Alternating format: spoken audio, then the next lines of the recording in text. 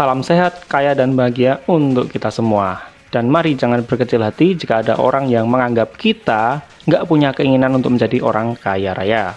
Teruslah semangat dan tetaplah berdoa serta berusaha.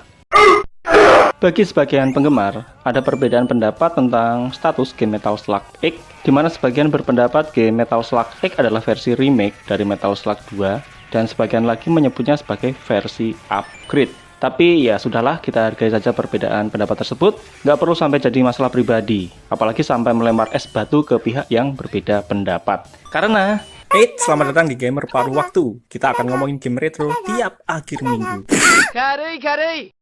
Ya, mari kita mulai ngomongin ulasan game Metal Slug X, sebuah seri yang mempopulerkan seri game Metal Slug. Setidaknya di Indonesia berkat banyaknya rental PS1 kala itu.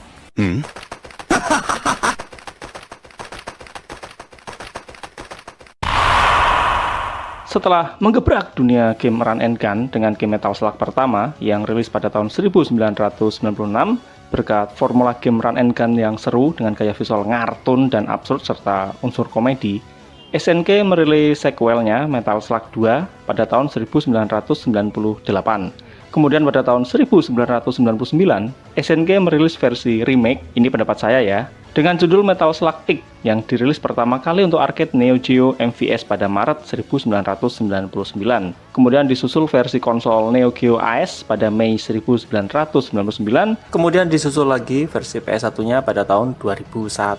Dan tentu saja, kelak akan disusul versi rilis ulang ke beragam platform gaming modern setelahnya, termasuk ke PC dan juga Neo Geo Mini. Metal Slug X diproduksi oleh SNK, oleh tim pewaris Nazca Corporation, sedangkan untuk portingan ke platform modern dikerjakan oleh Dotemu dan Hamster Corporation, enggak pakai X. Sementara untuk penerbitnya ada beberapa pihak, tergantung platformnya, tapi secara garis besar diterbitkan oleh SNK sendiri. Metal Slug X melibatkan Takashi Nishiyama sebagai produser gamenya.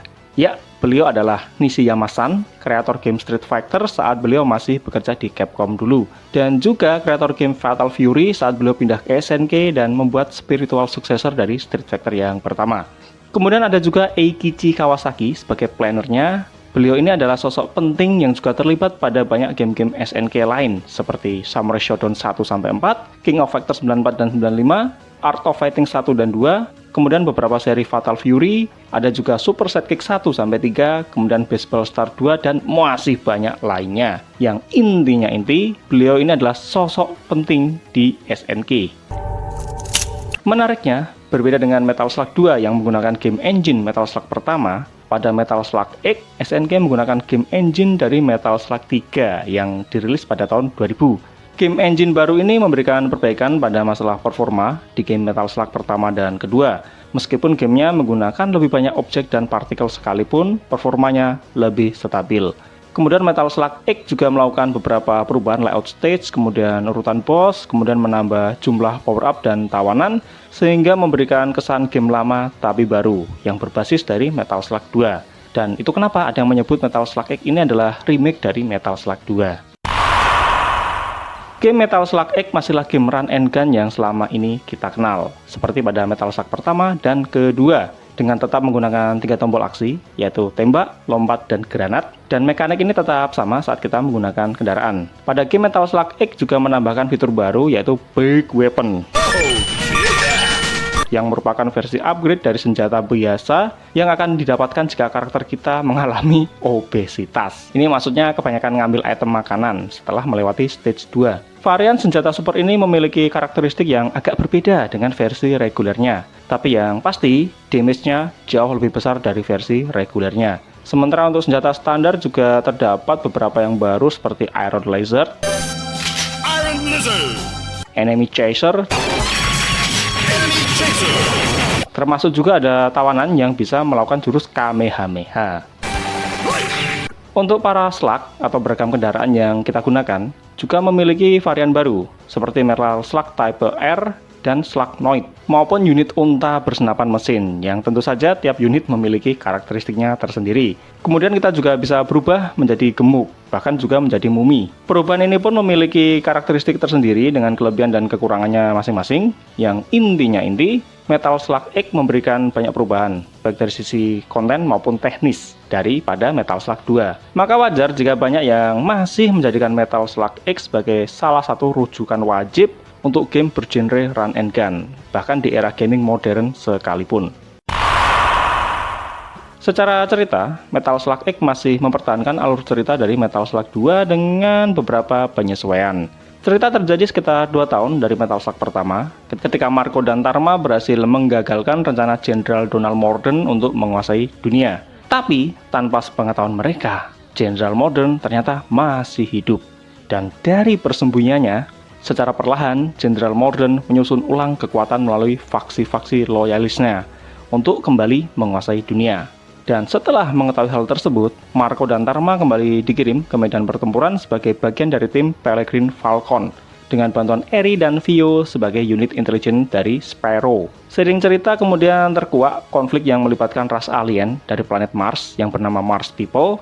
Hal ini terjadi karena setelah kegagalan di seri pertamanya, Jenderal Morden memutuskan untuk bekerjasama dan menjadi antek makhluk asing atau para Mars People demi ambisinya menguasai dunia. Dengan plot twist, para Mars People malah mengkhianati lalu menangkap Jenderal Morden setelah mereka membantunya.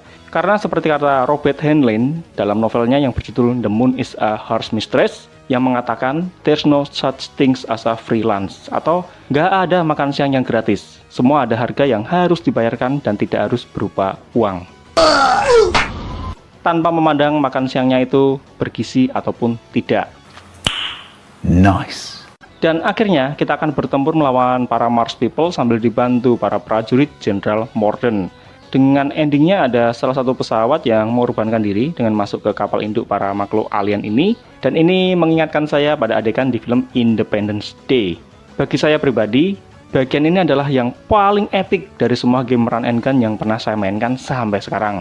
Bahkan saya cukup tersentuh melihat kesetiaan para prajurit Jenderal Morden ini. Mereka tetap setia pada sang jenderal meskipun mereka tidak diberi jatah mengelola franchise warung sembako. Gaya narasi pada Metal Slug X tetap disampaikan melalui event in-game singkat yang mudah dipahami meskipun tanpa cutscene khusus maupun dialog. Secara visual, Metal Slug X masih mempertahankan gaya visual karikatur pixel art super detailnya dengan penambahan efek kehancuran dan partikel yang jauh lebih meriah daripada seri sebelumnya. Hal ini terjadi karena bertambahnya objek interaktif baik pada line aktif maupun pada latar belakangnya. Dan animasinya juga halus banget dengan banyak adegan komikal yang bisa mengundang gelak tawa.